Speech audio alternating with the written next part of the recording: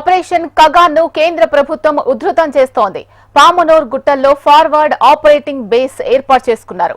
కొండ ప్రాంతాల్లో కూంబింగ్ కోసం ప్రత్యేక బలగాలను హెలికాప్టర్ల ద్వారా బేస్ క్యాంప్ కు అధికారులు చేరుస్తున్నారు. ఆధునిక డ్రోన్ల సహాయంతో రాత్రి వేళల్లో అటవీ ప్రాంతంపై నిఘాను పెంచారు. పామునూరు గుట్టల పరిసరాల్లో బడే దామోదర్ దళం ఉన్నట్లు నిఘా వర్గాల సమాచారం. దీంతో భారీ ఎన్కౌంటర్ జరగబోతున్నట్లు ఏజెన్సీలో ఊహాగానాలు వినిపిస్తున్నాయి. దీనికి సంబంధించి మరింత సమాచారం మా ప్రతినిధి అనిల్ అందిస్తారు. అనిల్, ఇలా కరగుట్ట ప్రాంతంలో సిఆర్పిఎఫ్ బలగాల కోటింగ్ ఆపరేషన్ అయితే 8వ రోజు నుంచి ఏర్పడడం జరిగింది. ఉదయం నుంచి పోలీస్ బలగాలన్నీ నలుగు వైపుల నుంచి చర్యలు చేపడుతున్నారు. మరోపక్క ఇప్పుడు తాజా సమాచారం మేరకు మావోయిస్టులు ఇక్కడ నుంచి కర్రగుట్టల ప్రాంతం నుంచి తెలంగాణ వైపు అడుగులు వేసినట్టుగా పోలీసులు గుర్తించారు. ప్రస్తుతానికి తెలంగాణ వైపు మావోయిస్టులు రావడంతో ఆ ప్రాంతం అంతా కూడా పోలీస్ బలగాలు అయితే స్వాధీనం చేసుకోవడం జరిగింది. మరోపక్క శాంత దళం అక్కడే ఉన్నట్టుగా చెప్పడం జరుగుతుంది. ఆ నేపథ్యంలో కర్రగుట్టల ప్రతి గుహను కూడా పోలీసులు అయితే గాలింపులు చర్యలు చేపట్టారు.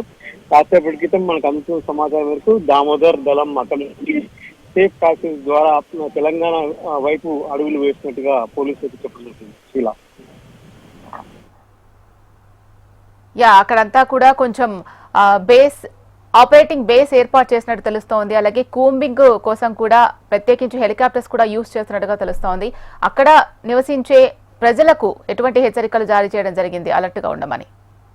గత 8 రోజులుగా అటవీ ప్రాంతంలోకి ఎవరిని వెళ్లకుండా అయితే పోలీసులు నిషేధాజ్ఞ చెప్పడం జరిగింది. ముఖ్యంగా ఈ అటవీ ప్రాంతంలో అడవి దొరికే వీళ్ళ జీవన విధానం అయితే ఉంటుంది. ముఖ్యంగా 8 రోజులు అడవిలోకి పంపకపోవడం మూలంగా అటవీ ప్రాంత వాసులు అయితే తీవ్ర ఆవేదన వ్యక్తం చేస్తున్నారు. తమ పొట్ట కుట్టి కోసం తమ అడవులకు వెళ్లే పరిస్థితి లేకుండా పోయిందని పోలీసులు నిషేధాజ్ఞలు చేపట్టడంతో తాము ఎటు వెళ్ళలేకపోతున్నామని చెప్పేసి వాళ్ళు చెప్పడం జరుగుతుంది. మరోపక్క ఈ ఎన్ని రోజులు జరుగుతుందో అని చెప్పి తెలిసిన వాతావరణం ఏర్పాటు చేశారు. మొత్తంగా 2 నెలల పాటుగా ఈ బేస్ క్యాంప్ ఇక్కడే ఉంటుందని చెప్పేసి కరగుట్టల మీద డైరెక్ట్ గా ఏకంగా బేస్ క్యాంప్ సైతం పోలీసులు ఏర్పాటు చేసింది. సెల్ ఫోన్ టవర్ కూడా ఒక పర్మనెంట్ స్ట్రక్చర్ కూడా నిర్వహించే పనిలో ఉన్నారు. వాళ్ళ పోలీసులు కనుక పర్మనెంట్ గా ఉంటే తమ జీవనం ఎట్లా అని చెప్పేసి ఆదివాసులు అయితే గగ్గోలు పెట్టిన పరిస్థితి కనిపిస్తుంది. Right, thank you Anil.